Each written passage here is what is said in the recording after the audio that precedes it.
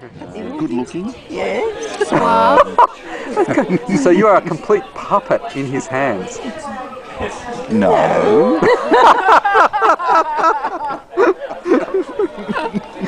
Thanks very much. When I was young, I'd listen to the radio, waiting for my favorite songs. When they played, I'd sing along. It made me smile. However, our admiration was for Elizabeth, for whom nothing was a trouble where her mother was concerned. Her unending patience and sincere love, devotion and caring for her mother was exemplary, and we will always remember that. She took her middle name from her mother Isabel, but she took her attitude and her demeanour from her father Cyril. Cyril was a Collingwood supporter and a trainer at the club, and this mandated Joyce's lifelong football team affiliation. The family lived in Arthur Street, Fairfield, and Joyce began her education in 1928 at the Fairfield Primary School. It was only a short walk from home. 76 years later, in an experience rich in memory and meaning, an 84-year-old Joyce walked one last time from her former Fairfield home to the primary school. Joyce said in life that she regretted having children due to the imposition that they brought to her freedom and independence.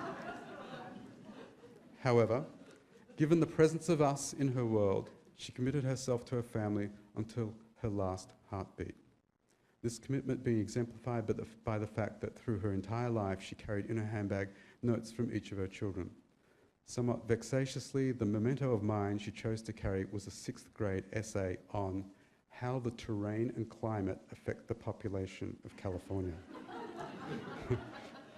Regardless, Joyce carried those symbols of her children on every outing, on every walk up the street, until she could no longer carry a handbag. She would be one of the few 88-year-olds at the football, both Collingwood and Noble Park, watching her grandson Shane, or watching Justine in a stage musical, singing Robbie Williams songs, covering ground in a 4-wheel drive, and there's a YouTube clip of her doing that, hanging out on a surf beach, or hanging on during a high-speed cornering in my sports car, participating in environmental groups, or walking extensively over any terrain. The world remained an interesting and stimulating place to Joyce. She had facilitated my world 50 years before, now we facilitated hers. But she remained in Hyatt. The wonderful staff at Rose Hill Nursing Home supported her until last weekend, where, as she lost consciousness, Justine Elizabeth sang to her, her last sensory experience familiar, comforting, and loving. The people with whom we spend time shape us and strongly influence the world that we bring forth for ourselves. Joyce has been my friend and mentor and comprehensively formed my existence. For that, I'm eternally grateful. Joyce. It was always Joyce, neither mother or mum. She was our best friend who never judged us, gave us unconditional love, and never was demanding on any of her family for her own personal needs. However, these words do not catch the essence of Joyce, as she was much, much more, such as mischievous.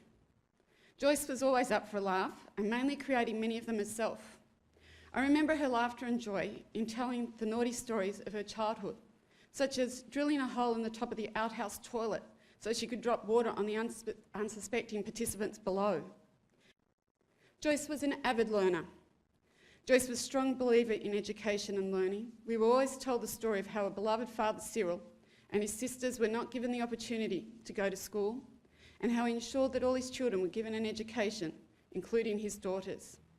This value was imparted to us, and Joyce would by any means possible help us with our work and study and learning herself in the process.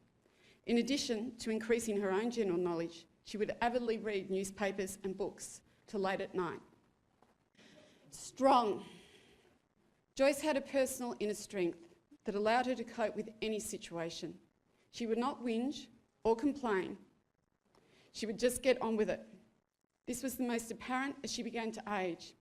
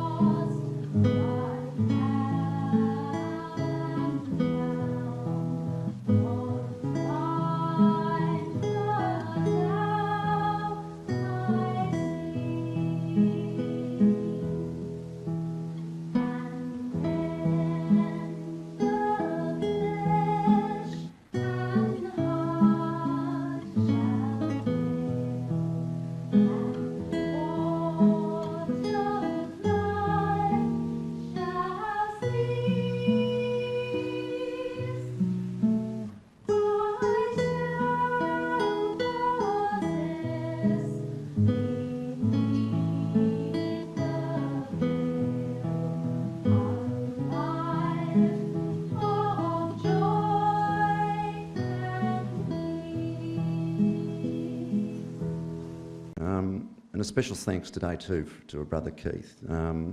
It takes some Matthew's guts to get here, and he's had a tough time the last 7 or 8 weeks, and to be here today, Keith, that's fantastic.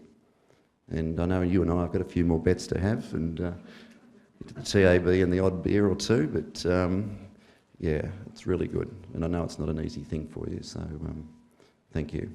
She was black and white, Joyce, when it comes to views, but the debate never ended in any bitterness. It was fun, and that was good. We just walked away with differing views at times, and that was fantastic.